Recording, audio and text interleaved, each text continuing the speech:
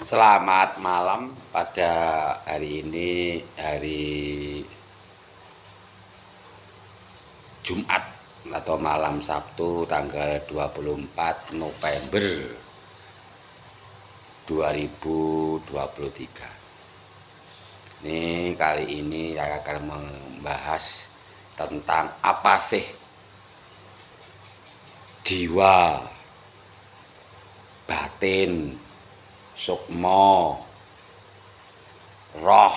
Nah, itu kalau kita coba, kita terjebak.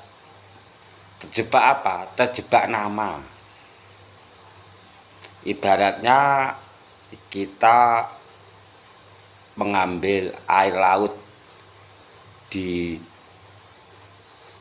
pantai sini, air laut di pantai Popoh, air laut di pantai Gemah. Lah, itu kan merupakan air laut, cuma tempatnya yang berbeda. Nah, karena dari pengalaman-pengalaman orang-orang dahulu atau orang yang sudah menemukan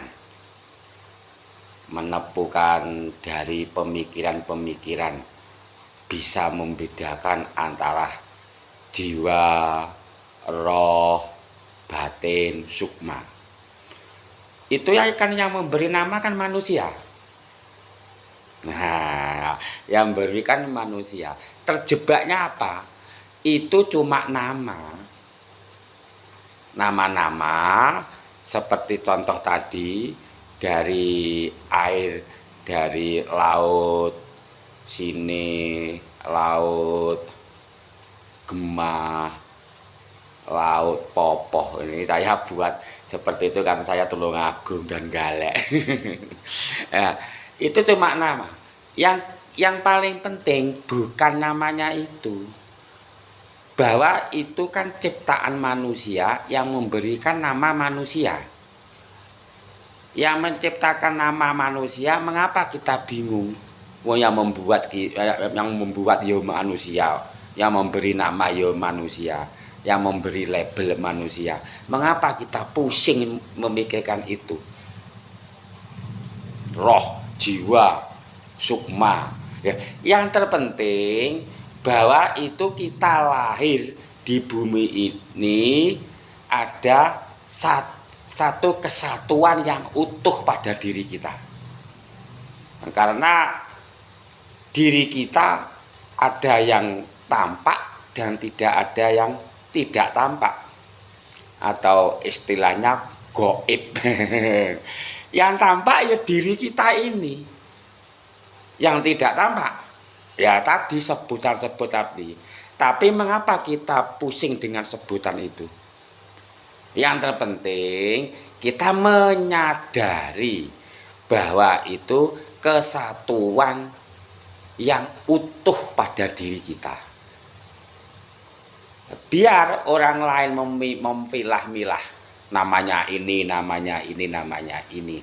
Dan kita jangan terjebak, karena kita lahir di dunia ini mempunyai tugas atau misi untuk mengenal diri kita sendiri.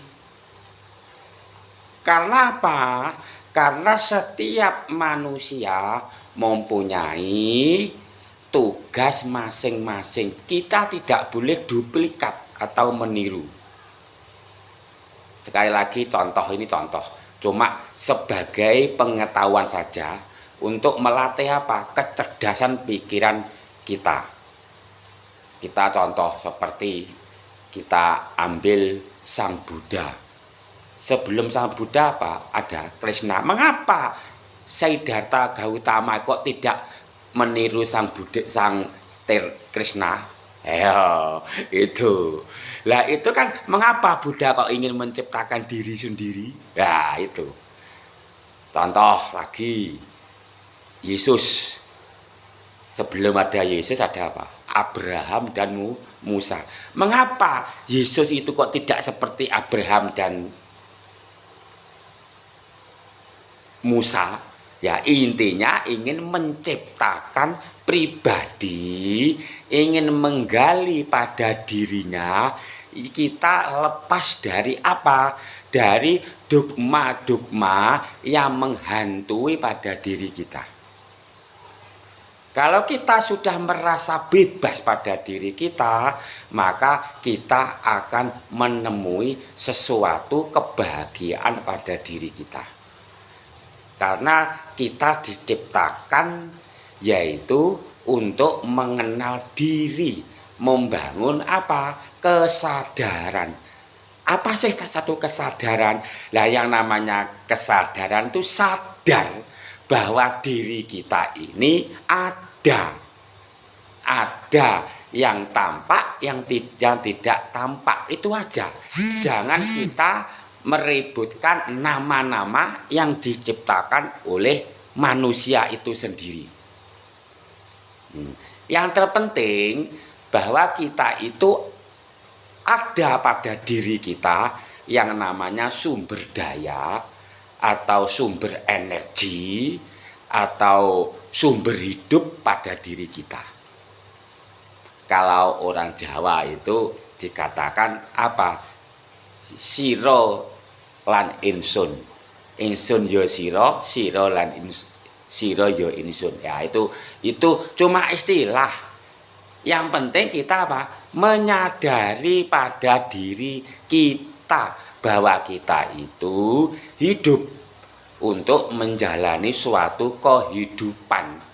Karena yang berhubungan dengan suatu spiritual diri itu hanya pada diri kita dengan Tuhan, Gusti, Sang Yawenang, Allah, itu sebutan. Yang penting diri kita yang bisa membebaskan, yang menciptakan kebahagiaan itu pada diri kita.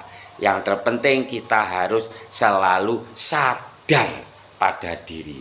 Kalau sudah sadar, tentunya pikiran, perasaan, dan ego kita akan membuat suatu kebajikan pada diri dan pada orang lain. Kalau pada diri kita sudah baik, sudah selaras, akan menyelaraskan diri pada semesta. Kita tidak akan berusaha. Contoh orang yang bekerja terus-menerus tidak bisa mencari uang sulit. Tapi kenapa? Karena sudah tidak selaras pada alam, pada semesta.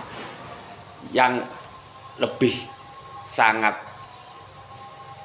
bagus, kita itu bekerja harus dengan selaras pada semesta. Kalau sudah selaras pada semesta, maka kita hanya memberikan apa? File-file pada semesta. File-file pada semesta akan dikelola oleh semesta, akan kembali lagi kepada diri kita. Lah itulah. Berarti baik buruk kita akan diproses pada semesta. Namanya file. Kita tidak bisa membuat file, hanya file kebaikan yang diproses oleh semesta kembali pada diri kita. Nah, itulah. Jadi kesimpulannya bahwa kita harus bisa selaras pada semesta, kita bisa membuat file-file pada semesta, dengan semesta akan diproses pada diri kita. Berarti intinya apa? Baik dan buruk itu yang membuat diri kita sendiri, atau hukum tabur tuai, atau sebab akibat, kalau zaman dahulu namanya karma. Nah, jadi kesimpulannya pada konten ini kita harus berbuat baik untuk menciptakan kesadaran biar file-file kita akan dikelola oleh semesta dan kembali kepada diri.